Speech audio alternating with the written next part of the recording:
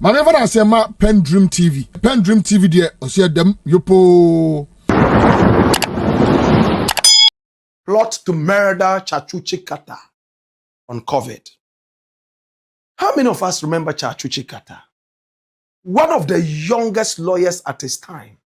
He is the father of rap musician Manifest. This is Manifest. And that was Tsikata. And now, Tsikata and his son Manifest. There was a time I was coming from the UK. And on the plane, he was sitting in the business unit, you know. And when I was passing him, he recognized me and then he stretched a leg out. He said, "Oh, Black Rasta, we appreciate you for all the good work you're doing. You know, you are such an enigma." I looked at him and I went down with one knee as if to say, "Would you marry me?" to a woman. And he was surprised at that thing, that style. I said, "You know what?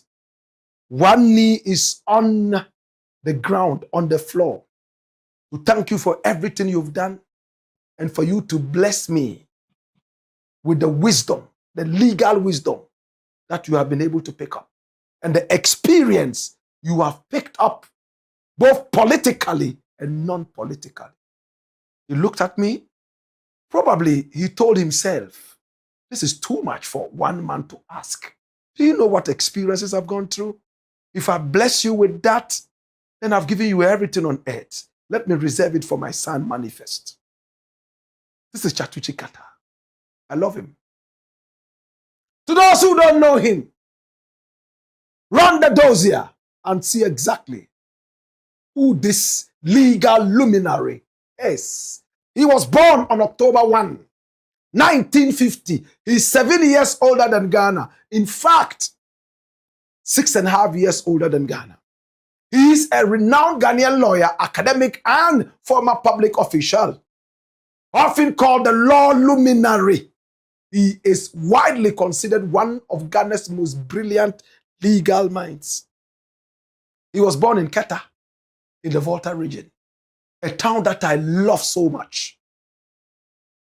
He entered Infansipim school at the age of 9, so early, and graduated from the University of Ghana with an LLB, first class, at the age of 18.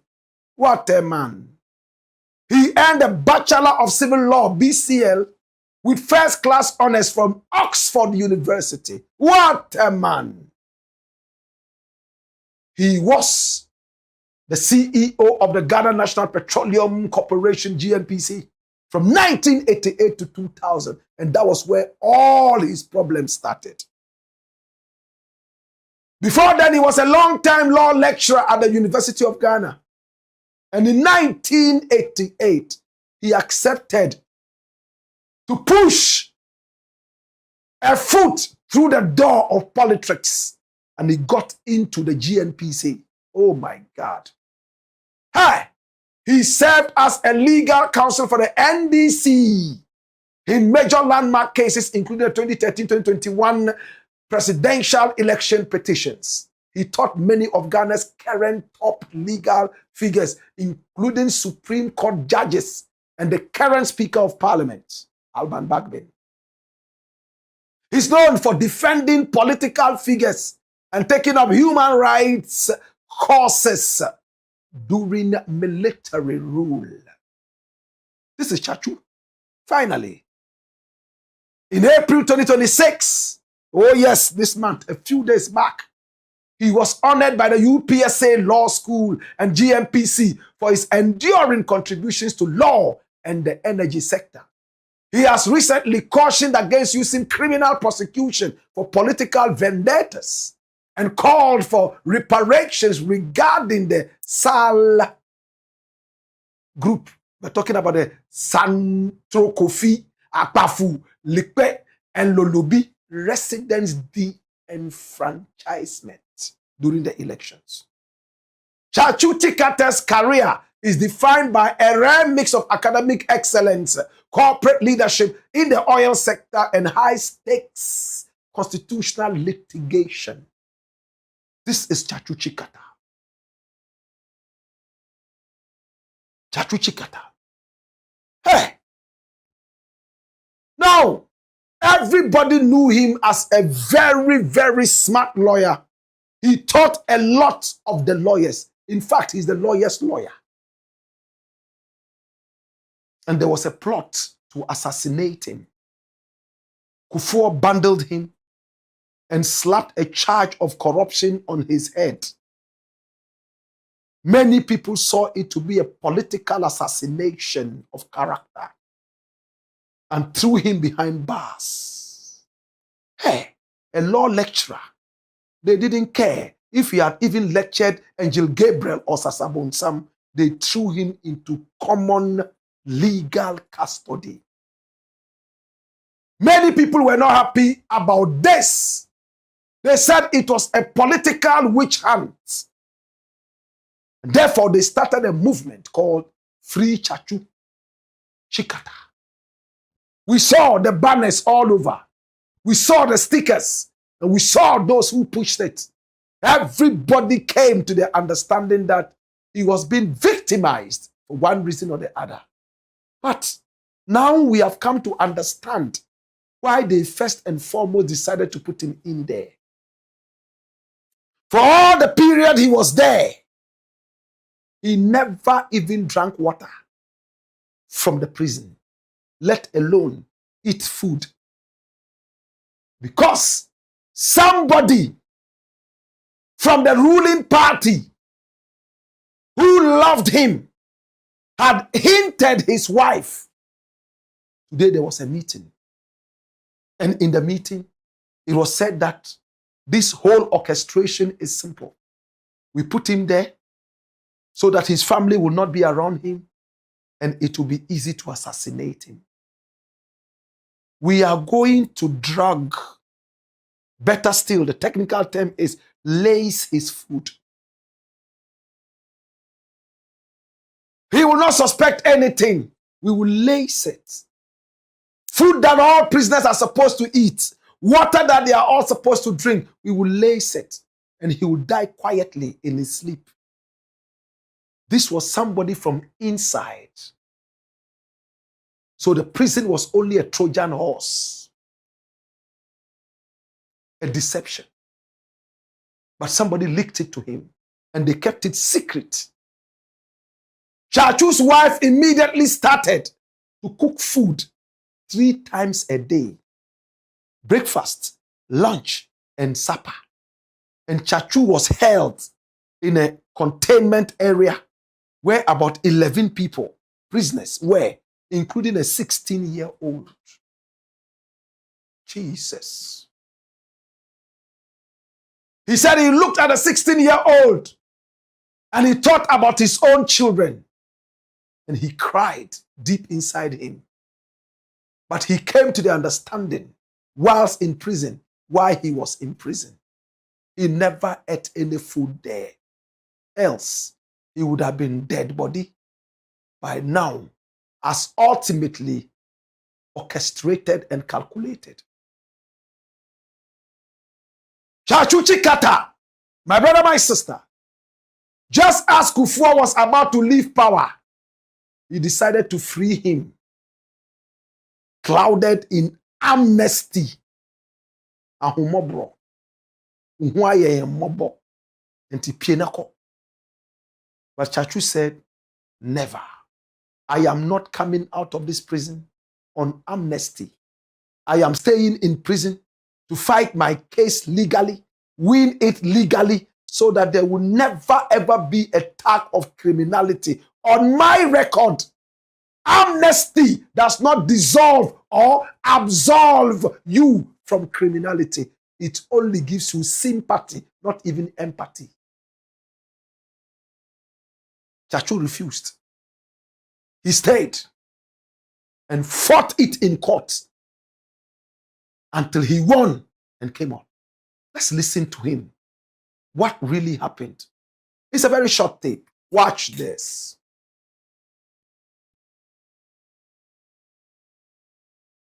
The cell that I was in those 5 months was actually like the holding cell, just near the sort of entrance. So it wasn't right inside the prison itself. It was like the holding cell. And there were 11 of us, I remember. In one cell? In one cell, yeah. And so, you know, I mean, most people were sleeping on the floor and so on. You slept on the floor? But I had a bed. Okay. And I suppose that was a favor done to me, you know.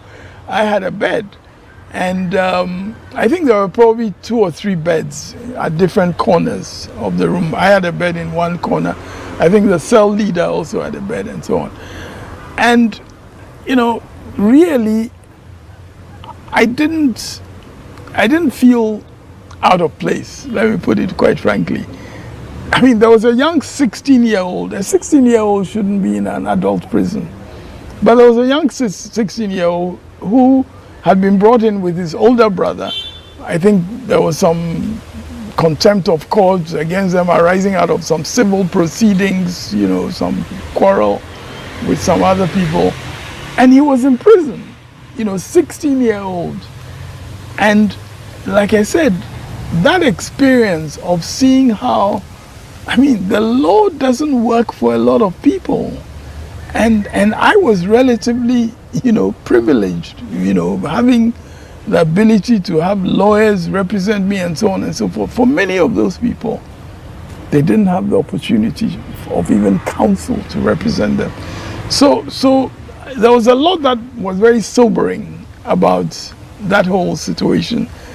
And sobering in the sense too that it enabled me to see, you know, what a privileged life I had, you know, by God's grace. What a privileged life.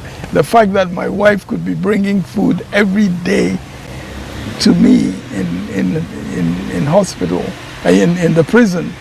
And again, an aspect of this which I can say, you know, even without having asked my wife's permission, she had been told that, and she'd been told from very dependable quarters that she should not allow me to eat in the prison. Okay. Because there could be some plans around my eating the food regularly from prison. As in poisoning you? That is correct. And this was not just told as a little story or a petty gossip. It was told by somebody who knew what he was talking about. And I'm very grateful to that person. I would not mention his name for reasons which in this country we should understand. I will never want to mention his name. So they not only persecute you, now they put you in jail and they wanted to kill you whilst there. That's what we were authoritatively told. And so my wife daily was determined, whatever her responsibility, she had her own, you know, company to run. Every day she brought me food. And that again was how come on the Sunday when I had that attack overnight, she was bringing me food only to learn that... You had an attack, what happened? No, you know, on the 15th of November,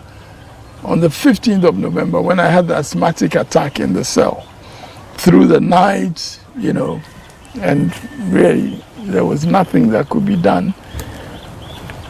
By morning, she had come to bring me food. Then she was told that I was in the hospital. And she comes to the hospital and realizes that I was in a really bad state. And from the discussion she had with the prison director, God bless him, he's again passed, may he rest in peace, she was allowed to find an ambulance. The hospital didn't have an ambulance, the prison didn't have an ambulance. But she was able to get an ambulance arranged from Koforidua, which then came to pick me up from the hospital and so on, and first to 37 hospital, intensive care. They weren't sure they could handle the situation. By evening, I was moved to the cardiothoracic center at Kolibu. where they had more facilities to be able to take care of that situation. And clearly I was in a very bad situation from, talking to the doctor, Dr. Sribo, afterwards. It was a very, very bad situation I was in.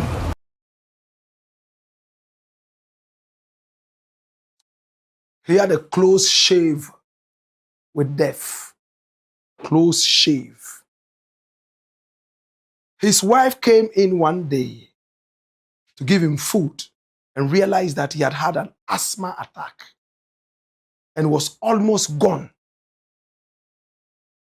Was taken to the hospital, and she rushed to the hospital and realized that she was on time to see the husband before his quit notice to heaven. Hey, no ambulance. They had to go to Koforidua and bring one and take him all the way to another hospital. The intensive care unit couldn't even handle. They had to go to the cardio, heart.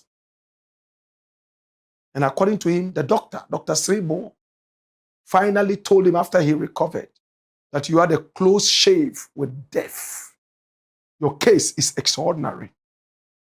Maybe God kept him to be able to tell this story. But he never ate food from there. He was in prison for 7 months and beyond. And then there was an appeal. And finally, somewhere in 2016, correct? The case was decided and a not guilty tag was slapped on him. And he walked proudly, clean as a whistle. This is Tsatsu Tsikata, the luminary lawyer who wanted to poison him. Why did they want to take him away? Was it because of his prowess in the law game, the legal battlefield? What exactly was the issue? But today, he's not too active politically, maybe because of his age. He still calls a lot of shots. From where he sits, he's still able to direct things. Recently, my brother, my sister, he was part of the people that legally removed Tokon. He, alongside Thaddeus Sori. He had a very beautiful time. And at the end of the day, they heaved a sigh of relief. He was awarded and honored at UPSA and GNPC for all the wonderful things he's done for this country and beyond.